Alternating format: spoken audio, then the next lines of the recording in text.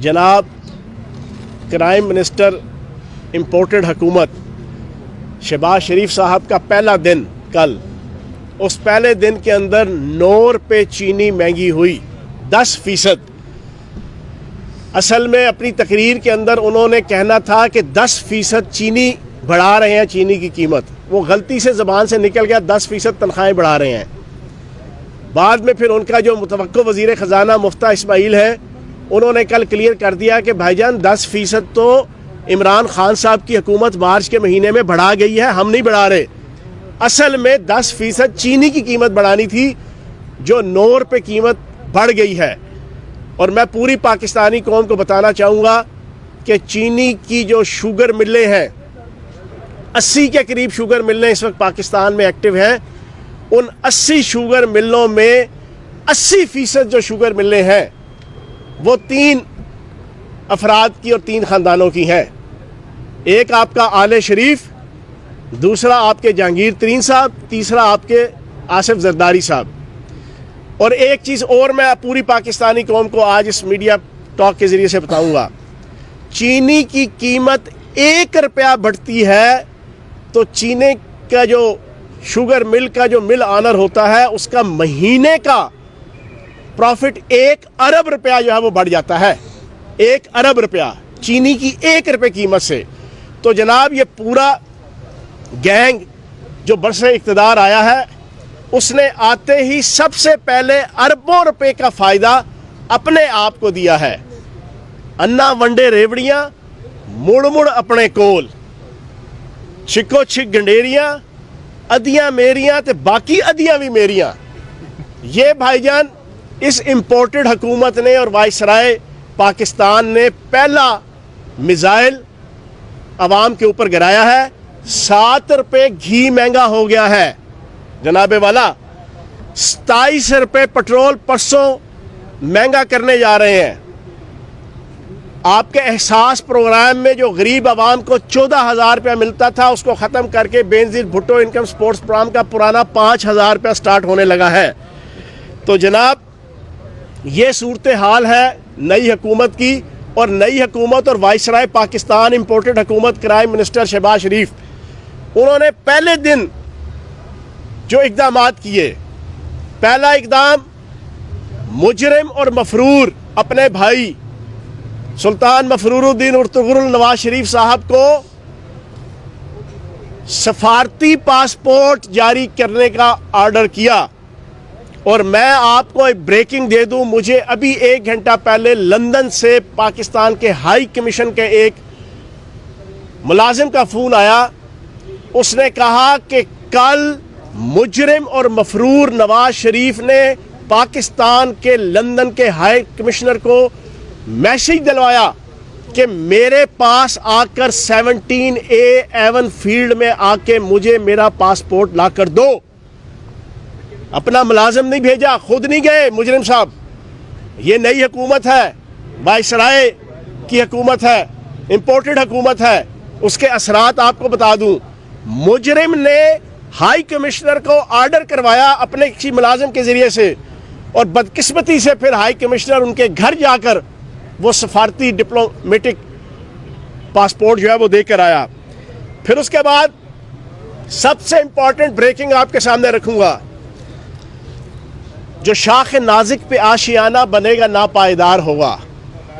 और ऐन चौराहे के अंदर हंडिया फूटना एक मुहावरा है उर्दू का। अलीम खान साहब और हमजा शहबाज साहब, इनका आपस में हुई है मुंहमारी। उसी बदनामे ज़माना होटल के अंदर, जिस होटल को अभी पिछले होटल को चेंज करने के बाद नया होटल है, और अगला शायद आज शाम को वो होटल भी चेंज कर दें, क्योंकि मैंने पिछली प्रेस कॉन्फ्रेंस में कहा था कि जिस तरह किसी महल्ले के अंदर कोई घर बदनाम हो जाता है अपनी गैर अखलाकी हरकत की वजह से, तो वो मजबूरन वो मोहल्ला छोड़ते हैं और किसी दूसरे मोहल्ले में किराए का मकान लेते हैं। इसी तरीके से इन्होंने जो खच्चरों, घोड़ों और जनाब जानवरों का अस्तबल बनाया हुआ है नून लीग ने 150 से ज़ायद का, वो बदनाम हुआ। गुलबर्ग के करीब वहाँ से एयरपोर्ट चले गए, एयरपोर्ट से अब ये कहीं आगे पीछे और जाने की तैयारी कर रहे हैं। लेकिन उस होटल के अंदर अलीम खान साहब की और हमजा शहबाज साहब की हुई है लड़ाई, थप्पड़ो थपड़ी जनाब आपस में हुए हैं। और लास्ट इतलात आने तक अलीम खान साहब को थप्पड़ पड़ा है, जो मेरी इतलात है।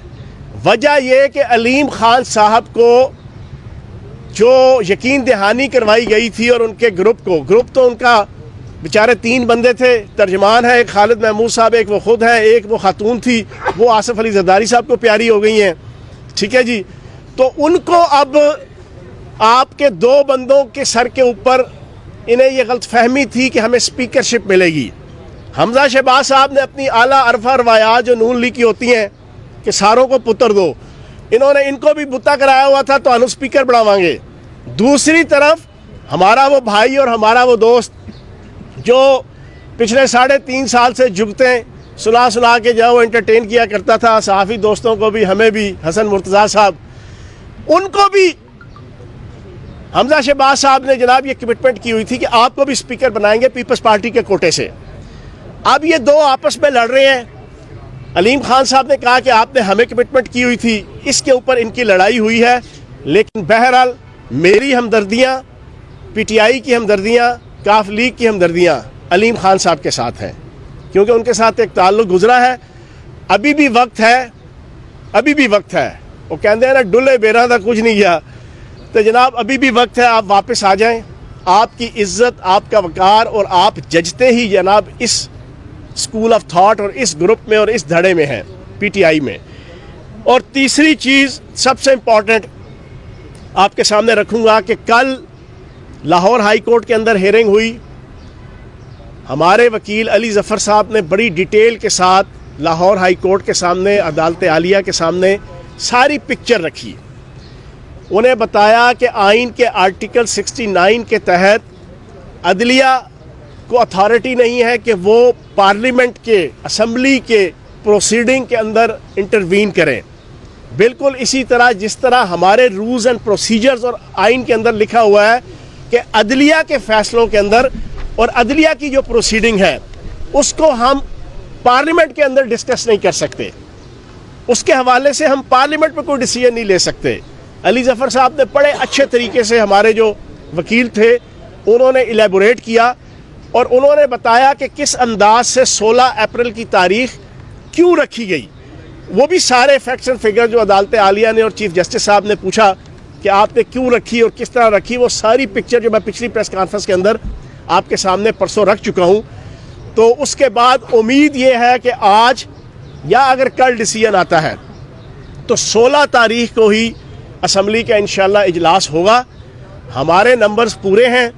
हमारा कल भी जो है वो रावलपिंडी, मुल्तान और सरगोदा डिवीज़न के MPAs का इजलास हुआ। आज भी 3 डिवीज़न का इजलास है, कल भी 3 डिवीज़न का इजलास है। चौधरी परवेज़ लाई साहब रेगुलर नामजद वज़ीर आला PTI और काफ लीग इत्तेहादी हमारी जमातों की तरफ से बड़े अच्छे तरीके से सारे राब्ते हो रहे हैं और बड़ी खुशखबरियाँ हैं। लोग दूसरे ग्रुप की तरफ से टूट कर हमारी तरफ आ भी रहे हैं, यकीन दहानियाँ भी करा रहे हैं और अल्लाह पाक के करम से हमारे नंबर्स पूरे हैं।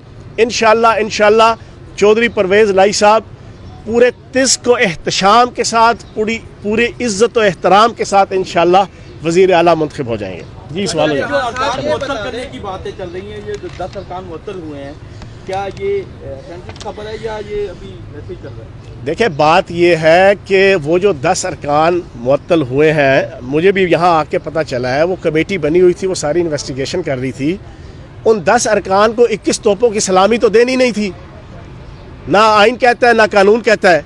आइन और कानून ये कहता है कि जो मेंबर असम्बली भी अगर असम्बली के अंदर स्पीकर के साथ या असम्बली के जनाब प्रेमिसेस के अंदर किसी किस्म की गुंडागर्दी, बदमाशी, इल्लीगैलिटी, गैर कानूनी, गैर आइनी हरकत करता है तो स्पीकर का इख्तियार है कि वो इन्वेस्टिगेशन करने के बाद उनके ऊपर 1 मिनट से लेके 1 घंटा, 1 दिन, 10 दिन, 30 दिन उन पर पाबंदी लगा सकता है कि असम्बली के अंदर, असम्बली प्रोसीडिंग के अंदर, असम्बली इजलास के अंदर वो शरीक नहीं हो सकते।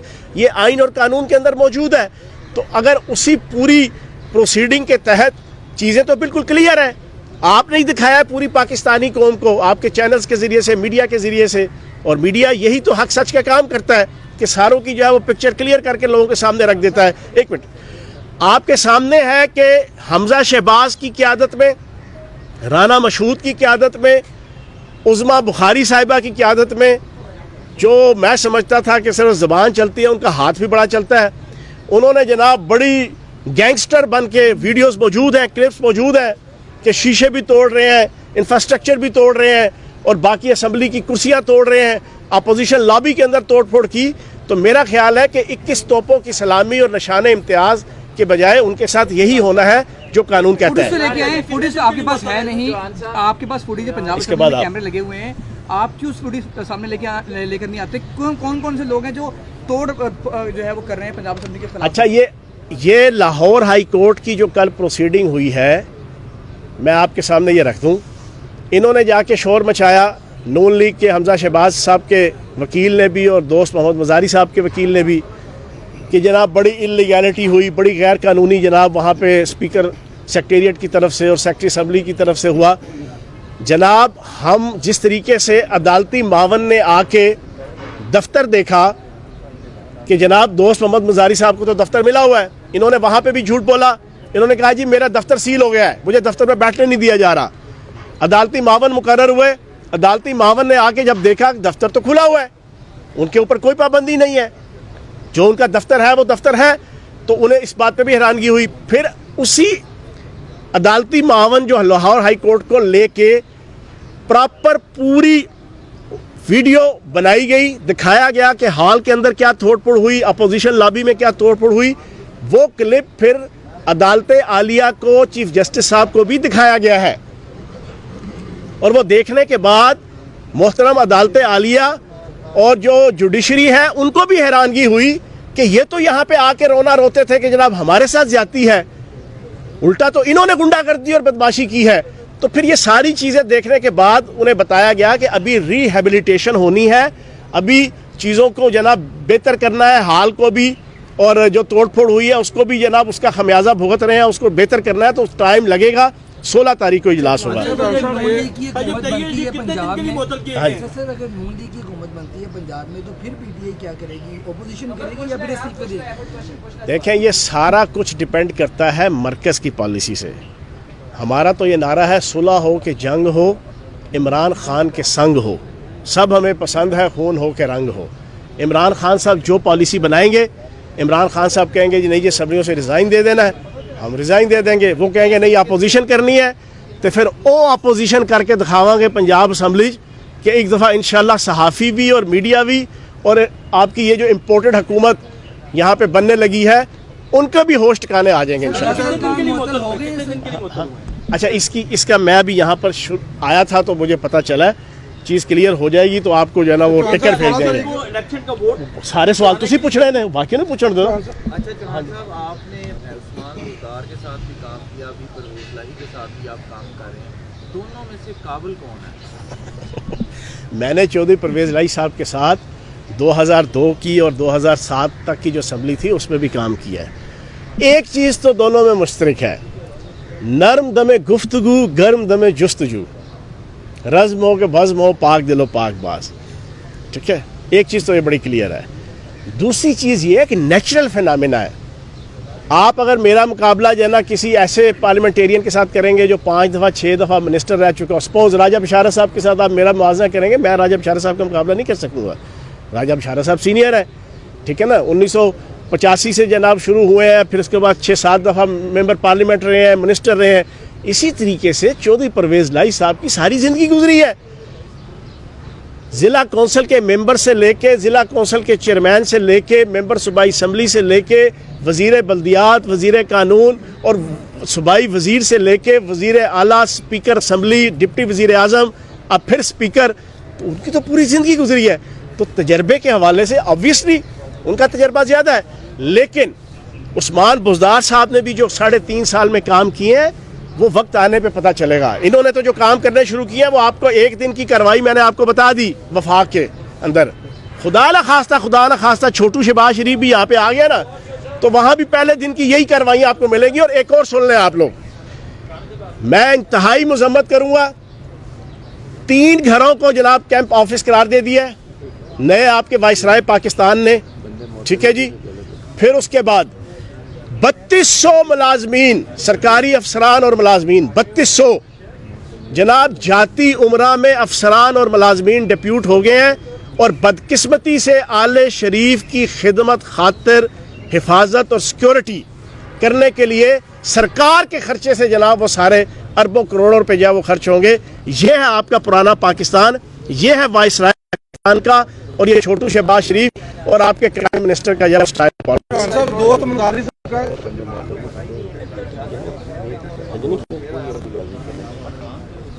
अच्छा, अभी तक की जो रिपोर्ट है, मैंने आपको बताया था कि मैं यहाँ पर आया तो आप लोगों ने मुझे कहा कि जनाब वो बंदे मुअत्तल हो गए हैं, लेकिन मैंने आपको उसकी पेशबंदी के तौर पर बता दिया था कि जो उन्होंने किया है कमेटी के अंदर वो सारा प्रोसेस है और कमेटी जो सजेस्ट करेगी उसके मुताबिक होगा, लेकिन अभी तक की इंफॉर्मेशन के मुताबिक कोई मुअत्तल नहीं हुआ। सर 16 ठीक है। तारीख को दोस्त मोहम्मद मुजारी साहब का पाकिस्तान तहरीक इंसाफ में क्या फ्यूचर है, क्या उनके खिलाफ जो आपने अदम पेश की है उसको पाया तकमील तक पहुँचाएंगे? तो जब सारी सी बात है, जब तहरीक अदम एतमाद आई है अपोजिशन की हमारी तरफ से, तो उसको आगे लेके जाएंगे। आखिरी सवाल जी, ये बताएं कि ना पाक फौज के खिलाफ ट्रेंड चलाया गया है और वो कहा जा रहा है कि पीटीआई के जो कुछ लोग हैं वो कर रहे हैं, इस पर आप क्या कहेंगे? देखिए, मैं पिछली प्रेस कॉन्फ्रेंस में भी आपने ये सवाल पूछा था, मैंने बड़ा क्लियर कट कहा, अब भी मैं आपको बड़ा क्लियर कट कह दूं, फिफ्थ जनरेशन वार, हाइब्रिड वार, वो यही है कि पाकिस्तान की आवाम और फौज के दरमियान इख्तलाफ और खलीज पैदा की जाए, और कोई भी पॉलिटिकल ऐसी एक्टिविटी या कोई भी पॉलिटिकल ऐसा डिसीजन या कोई भी ऐसा सोशल डिसीजन जिसकी वजह से कोई डिफरेंस आए, उसको ज़्यादा हाइप क्रिएट करके बहुत ज़्यादा उसको एग्जेजरेट किया जाए।